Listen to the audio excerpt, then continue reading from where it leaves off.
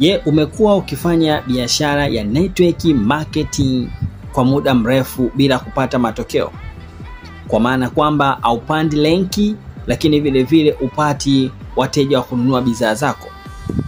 Ninakwenda kukuelekeza mbinu ya pili inayotumiwa na wale waliokwisha kufanikiwa katika biashara hiyo ya mtandaoni.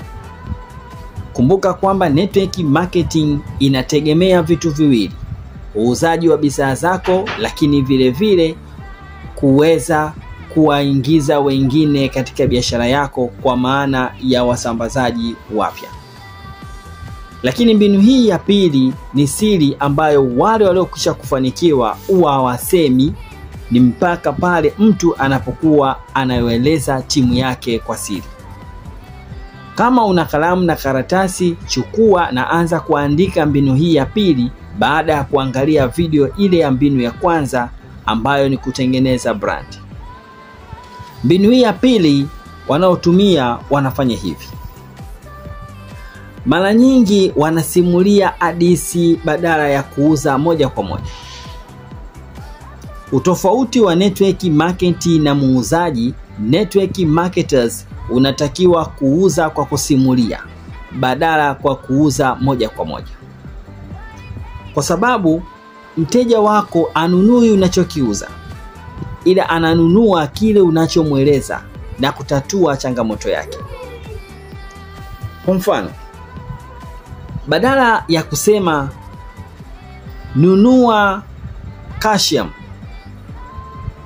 unatakiwa kusema nilikuwa ninaumwa miguu ama uroto ama ganzi au bawasili au ugonjwa fulani kwa muda wa kipindi fulani, ila nilipokuja kutumia calcium, maendeleo na mafanikio niliyapata kwa haraka sana.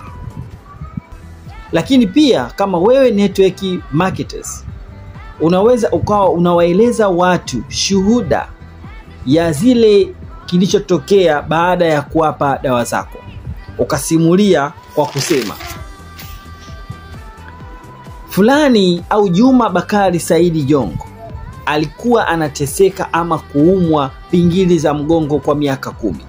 Hali iliyompelekea ashindwe kutembea kabisa, na sasa hivi ninavyozungumza na wewe alikuwa hawezi kwa miaka 3 iliyopita kutembea. Lakini baada ya kutumia dawa fulani ameweza kutembea. Hii ndiyo maana ya kuuza simulizi na sio kuuza moja kwa moja.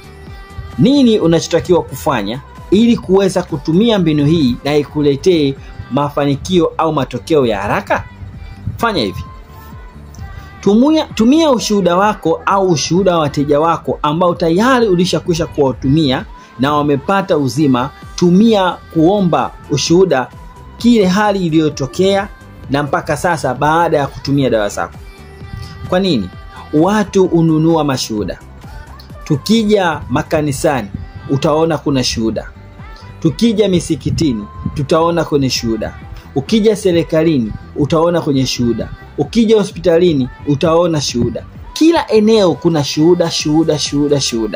Hii kisaikolojia ikujenge kwamba watu ununua shuhuda, kwamba mtu ameona fulani amepona, ndipo na yeye akaamua kuweza kutumia dawa zako ama vituisho vyako unavyoviuza uweze kumtibu kulingana na mahitaji yake. Kwa hiyo mbinu hii ya pili ni mbinu ambayo nimekwisha kuitumia kwa miaka mingi na imeweza kunisaidia kukua kwa haraka, na hivi ninavyozungumza na wewe timu yangu inafanya kazi ya kujinoa zaidi katika mbinu hii. Kwamba simulia kile kinachokwenda kutokea ama kinachofanya hiyo dawa yako iweze kumsaidia, badala ya kumwambia mtu ninauza hii dawa shilingi 10,000. Badala ya kumwambia hii dawa ina kazi ya 1, 2, 3, 4, ili yule unayemwambia aweze kupima mzani wake. Je, hiyo dawa ni kweli itatibu tatizo langu? Kwa hiyo mbinu hii ni mbinu ambayo imekwisha kutumiwa zaidi na wale waliokwisha kufanikiwa katika biashara yako ya network marketing. Ukweli ni kwamba network marketing sio ngumu, ila wengi wanashindwa kujifunza na kujua maarifa jinsi gani unaweza kuuza kwa usahihi, lakini vile vile jinsi gani unaweza kurecruit mtu wako katika timu yako. Hii ni biashara ambayo inakutengenezea kipato cha uhakika, ambapo kwa lugha ya kitaalamu tunasema passive income. Huko tayari kufuatilia mbinu ya 3 na kuifanyia practical? Nitaomba ucomment niambie niko tayari kujifunza mbinu ya 3. Comment neno niko tayari, nami nitakuletea mbinu ya 3 na nitakusaidia kuweza kujikwamua kiuchumi na uweze kupanda renki kwa haraka sana. Chao.